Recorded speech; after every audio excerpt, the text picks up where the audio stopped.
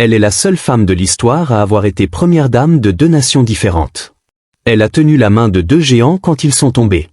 Et pourtant, quand on prononce son nom, la plupart des gens répondent « C'est qui ?» Aujourd'hui, on répare cette injustice. Imaginez une petite fille née en 1945 dans un village mozambicain, sans père, élevée par une mère qui n'avait presque rien.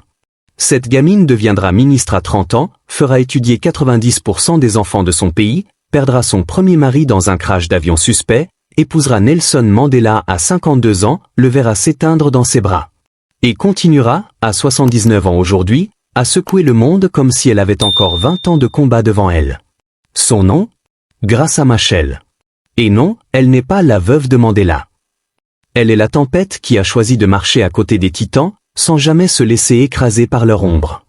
1990, Nelson Mandela sort tout juste de prison depuis 6 ans. Il a déjà été président, déjà reçu le Nobel, déjà changé le monde. À 77 ans, il est censé être un monument vivant, intouchable, presque sacré. Graça, elle, a 52 ans. Elle dirige déjà des programmes internationaux pour les enfants soldats, parle 6 langues couramment, et porte encore le deuil de Samora Machel, tué en 1986 dans cet avion qui n'aurait jamais dû tomber. Ils se croisent lors d'une conférence sur l'éducation des enfants en temps de guerre. Rien de romantique. Juste 2 personnes qui ont trop perdu pour croire encore aux contes de fées. Ils parlent pendant des heures des droits des enfants, de l'Afrique du Sud qui saigne encore, du Mozambique qui essaie de se relever. Et pourtant, quelque chose se passe. Pas un coup de foudre. Plutôt une reconnaissance. Comme 2 vieux soldats qui se retrouvent sur le même champ de bataille et se disent « Toi aussi, tu sais ce que ça coûte ». Les lettres commencent. Discrètes. Puis les dîners. Encore plus discrets. Quand la presse finit par flairer l'histoire, c'est l'explosion. Mandela, 80 ans, avec une femme de 27 ans sa cadette. Elle veut son argent. Il veut une infirmière. Les journaux à scandale s'en donnent à cœur joie. Mais eux, ils s'en foutent royalement. Le 18 juillet 1998, jour des 80 ans de Mandela, il pose un genou à terre, oui, à 80 ans, et lui dit simplement « Veux-tu continuer cette route avec moi ?» Elle répond oui. Mariage intime. 40 invités max. Le monde hurle. Eux, ils rient. À la maison, Mandela n'était pas le sage immortel qu'on voit sur les photos. C'était un vieux monsieur qui laissait traîner ses chaussettes partout. Qui faisait semblant de ne pas entendre quand le médecin parlait d'appareils auditifs. Qui lisait le journal à voix haute parce qu'il avait peur d'oublier ce qu'il venait de lire. Qui faisait des blagues nulles et riait comme un gamin quand elle levait les yeux au ciel. Graça raconte qu'il pouvait passer des nuits blanches à cause des cauchemars de Robben Island. Il revoyait les amis morts, les gardiens, le bruit des clés. Et parfois, à 3 heures du matin, il lui disait « Est-ce que j'ai vraiment fait assez ?»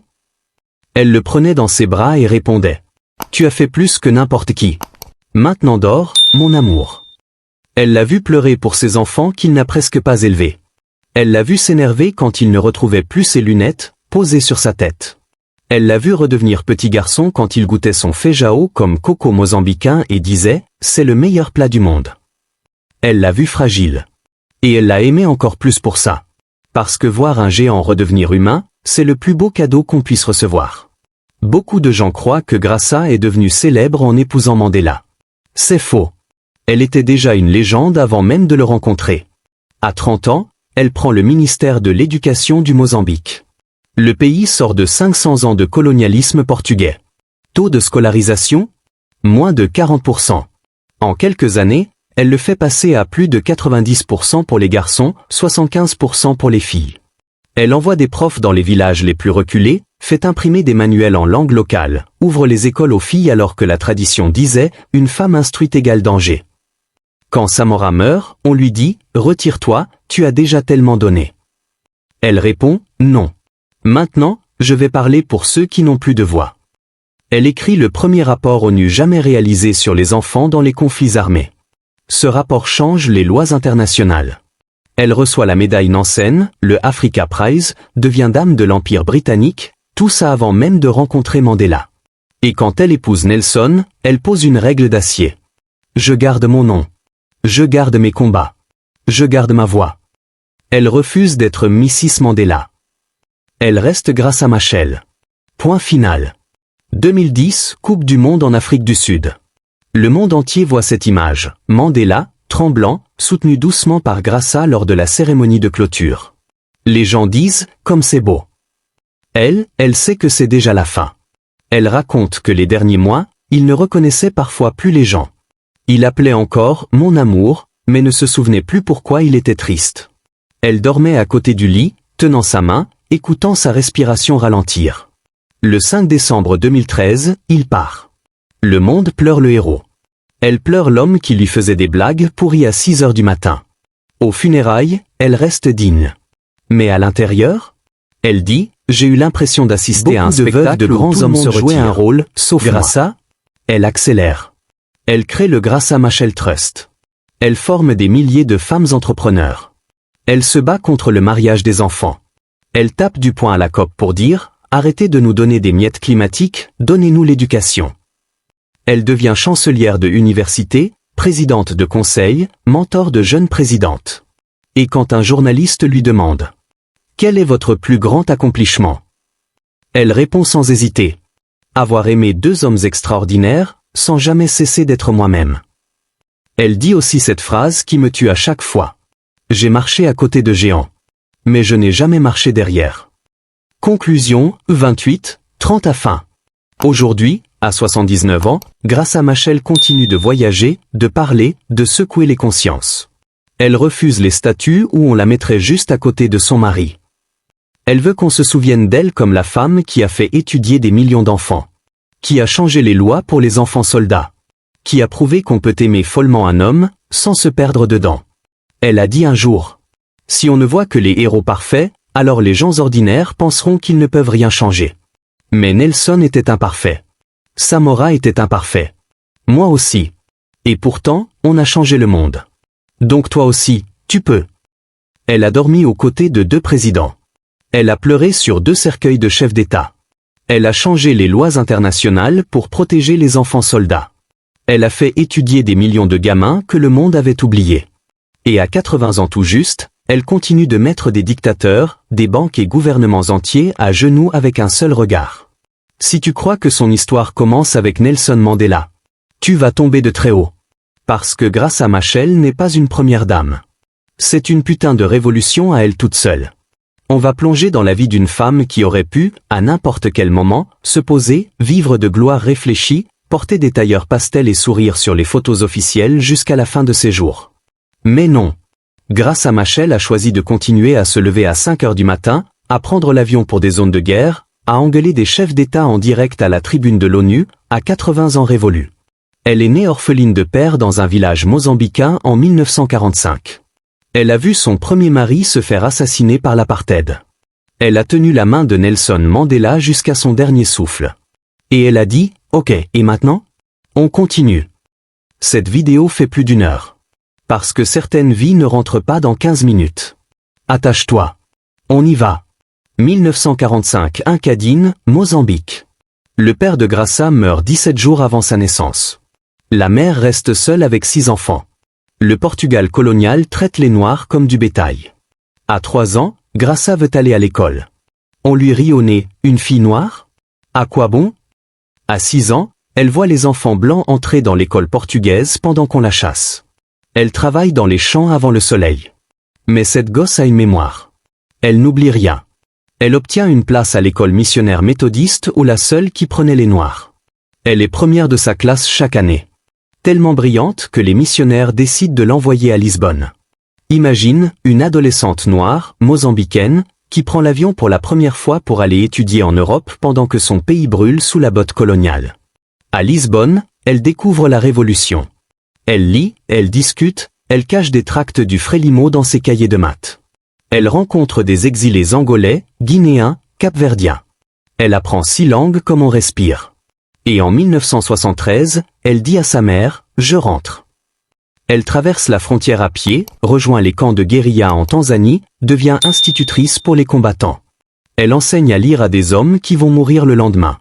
Et elle sourit quand même. 1975 Indépendance du Mozambique. Samora Machel, le président, cherche des ministres. Il demande, qui parle plusieurs langues, connaît l'éducation et n'a pas peur. On lui répond, il y a cette femme. Graça. Elle a 30 ans. Elle arrive au ministère. Regarde les chiffres. Pleure presque. Moins de 40% des enfants scolarisés. Presque aucune fille au-delà du primaire. Elle dit une phrase qui résume tout. Un pays qui n'éduque pas ses filles est un pays qui se suicide lentement. En 7 ans. Construction de 10 000 salles de classe. Formation express de 40 000 enseignants. Manuel en langue locale, Xitonga, Makua, Sena.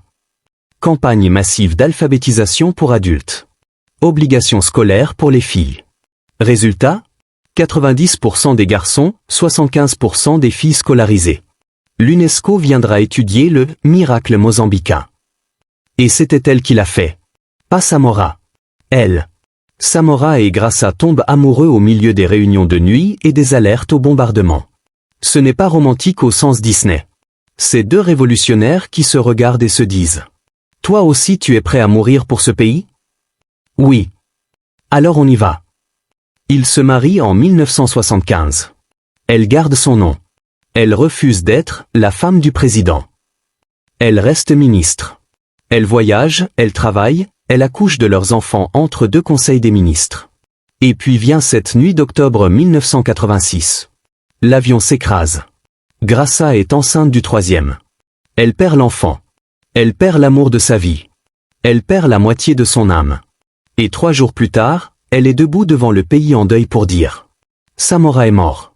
La révolution continue. Elle n'a pas pleuré en public. Pas une fois.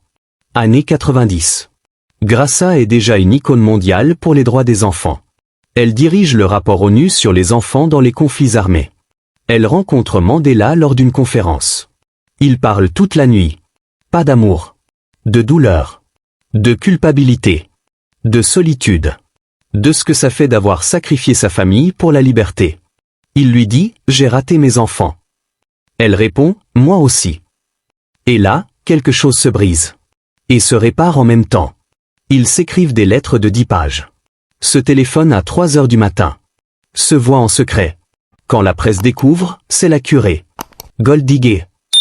Il est sénile. Elle profite de sa gloire. Graça rit au téléphone avec une amie. S'il savait que c'est lui qui court après moi. Mandela a 80 ans. Il pose un genou à terre devant tout le monde. Lui demande si elle veut bien continuer la route avec lui. Elle dit oui. Mariage avec 40 invités. Elle garde son nom. Encore. Toujours. À la maison, Mandela redevient Madiba l'homme. Il laisse traîner ses chaussettes. Il boute quand elle cache les gâteaux. Il lit le journal à voix haute parce qu'il a peur d'oublier. Il fait des blagues pourries et rit comme un gosse. Graça raconte. Il se réveillait la nuit en criant les noms de ses camarades morts à Robben Island. Je le prenais dans mes bras et je lui disais « Tu es à la maison. Tu es en sécurité. Tu as gagné. » Et il pleurait comme un enfant. Une autre anecdote. Un jour, il cherche ses lunettes partout. Il s'énerve. Elle le regarde. Les lunettes sont sur sa tête. Elle éclate de rire. Il rit aussi. Et pleure en même de rire. Elle dit « C'était mon moment préféré. Voir le grand Mandela redevenir un vieux monsieur grognon. » Il lui disait parfois « Je me demande si j'ai vraiment mérité tout ça, ou si j'ai juste eu de la chance de survivre. » Elle répondait « Tu n'as pas eu de la chance. Tu as choisi le courage tous les jours pendant 27 ans.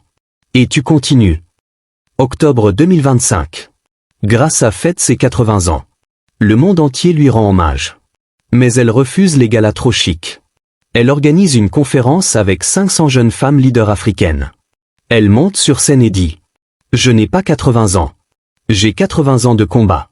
Et je n'ai pas fini. » Novembre 2025, oui, il y a quelques semaines, elle est en couverture de Jeune Afrique avec ce titre. Graça Machel, la dernière grande conscience africaine. Son trust a débloqué 12 millions de dollars pour des bourses universitaires pour filles en zone rurale. Elle a tenu une masterclass à Harvard, en visio, parce qu'elle refuse de prendre l'avion trop longtemps maintenant, mais son esprit voyage encore.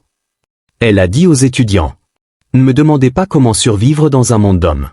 Demandez-vous comment changer le monde pour qu'il n'y ait plus de monde d'hommes. » Elle a aussi balancé une phrase légendaire à la COP 30. Oui, elle y était encore. Vous parlez de transition énergétique. Moi je parle de justice générationnelle. Arrêtez de voler l'avenir de mes petits-enfants. Le silence dans la salle. Standing ovation. Si on ne vous fait pas de place à la table, prenez la chaise, la table, la salle entière. Et construisez votre propre putain d'immeuble. Graça Machel aurait pu être une statue.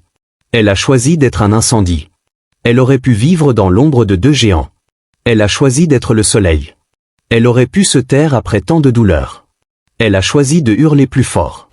Elle nous regarde toutes et tous dans les yeux et nous dit « Tu n'as pas besoin d'être parfaite. Tu n'as pas besoin d'être la femme de quelqu'un. Tu n'as pas besoin de permission. Tu as juste besoin de choisir le courage. Encore. Et encore. Et encore. Si tu es une femme qui lit ça et qui doute d'elle, souviens-toi de Graça. Si tu es un homme qui lit ça et qui veut être un allié, souviens-toi de Graça. Si tu es juste un être humain qui veut changer quelque chose, souviens-toi de Graça. Elle a marché à côté de géants. Mais elle a marché devant. Toujours. Like cette vidéo si tu veux que le monde connaisse enfin son nom sans Mandela derrière. Abonne-toi.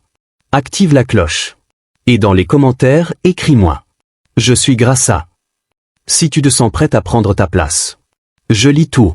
Je crois en toi. On se retrouve très vite pour une autre histoire qui va te faire sentir vivant. Graça Machel. La femme qui a fait plier l'histoire. Et qui n'a pas fini.